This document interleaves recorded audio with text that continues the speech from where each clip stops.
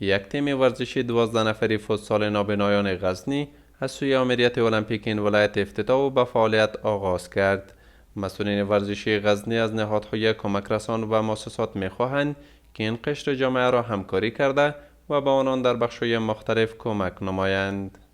12 تن از قشر نابینایان در ولایت غزنی یک تیم فوتسال جور شده و امروز رسما افتتاحیه‌اش است که من بعد ما حس داریم که این قشر نابینایان برایشان از طرف اداره ورزش و سایر مسئولین توجهی صورت بگیرند تا که بتانند قشر نابینایانمان در ولایت غزنی فعالیت ورزشی خود را در فدراسیون‌های مختلف ورزشی آغاز کنند.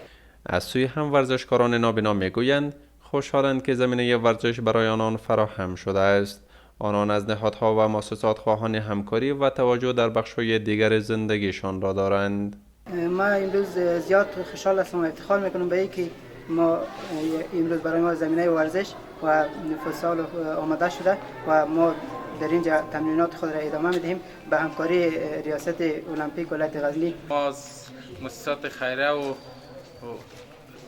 امارات اسلامی در ولایت غزنی خواهش ما است که تا زمینه تعلیم و تربیت را برای نابینایان فراهم کنند و در ارتباط با کار بگویم که نابینا اگر فوتبال توانست هر کار را میتواند و ما از ادارات دولتی و مؤسسات که در افغانستان است خواهش ما است تا که برای جذب و توجه نابینایان در ارتباط کار و وظیفه کوشش بیشتر کنند. به گفته مسئولین ورزشی بیش از 30 تن نابینا در ولایت غزنی نزد ادارهشان ثبت بوده و این اولین اقدام است که زمینه ورزشی برای آنان فراهم شده است.